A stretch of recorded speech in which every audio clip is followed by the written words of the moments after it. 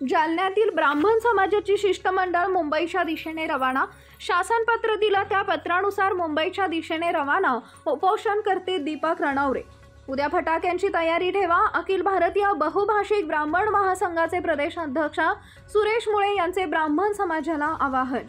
परशुराम आर्थिक विकास महामंडळ स्थापन करा या मागणीसाठी दिनांक 15 ऑगस्ट ते 22 ऑगस्ट रोजी ब्राह्मण समाजाचे नेते दीपक रणवरे यांनी गांधी चमन इथं आमरण उपोषण केलं होतं।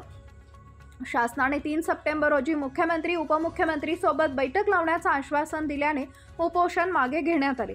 त्यानुसार आज दिनांक 2 सप्टेंबर रोजी सायंकाळी 6 वाजता शासनानं पत्र दिल्याने ब्राह्मण समाजाची शिष्टमंडळ मुंबईच्या दिशेने रवाना झाले असल्याची प्रतिक्रिया उपोषणकर्ते दीपक रणवरे यांनी दिली आहे। यावेळी ब्राह्मण समाजाचे उपोषणकर्ते दीपक रणवरे अखिल भारतीय बहुभाषिक ब्राह्मण महासंघाचे प्रदेश अध्यक्ष सुरेश मुळे, ॲडव्होकेट बलवंत नाईक, आरजी देशमुख हे मुंबईच्या दिशेने रवाना झाले।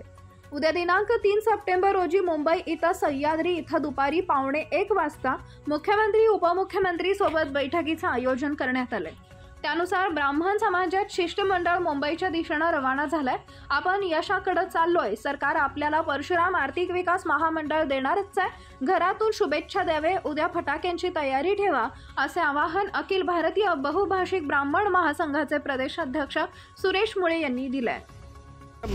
कुठं चालली आणि कसा प्रवास आहे? आज समस्त ब्राह्मण समाजाच्या वतीनं एक शिष्टमंडळ मुंबई येथे बैठकीला निघालेले आहे। त्या शिष्टमंडळात ज्येष्ठ विधिज्ञ ॲडव्होकेट बलवंतजी नाईक, आरजी देशमुख, सुरेशजी मुळे व मी स्वतः दीपक रणवरे व आमच्या काकू सौ नाईक या शुभेच्छा देण्यासाठी या ठिकाणी आलेले आहे।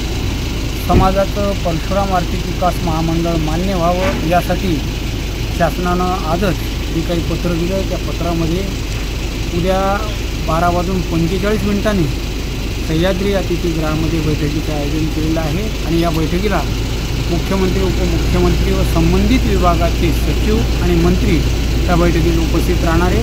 संपूर्ण महाराष्ट्रातले शिष्टमंडळातले विभागवाईज प्रत्येक विभागातून 2 व जालन्यातून 4 असं आम्ही शिष्टमंडळ आज मुंबईला निघालो आहोत। अनेक गावातले लोक त्या ठिकाणी जमलेले आहेत। केवळ शिष्टमंडळच नव्हे तर शिष्टमंडळासोबत अनेक गावातले समन्वयक त्या ठिकाणी आलेले आहेत। परशुराम, तुमच्या सर्वांच्या सहकार्यानं आपण यशाकडे चाललेलो आहे। परशुराम विकास महामंडळ आता दीपकजी रणवरे, बलवंतजी नाईक साहेब, हे ज्येष्ठ वकील, आमचे आरजी देशमुख, आम्ही सर्व मुंबईकडे निघालो आहे।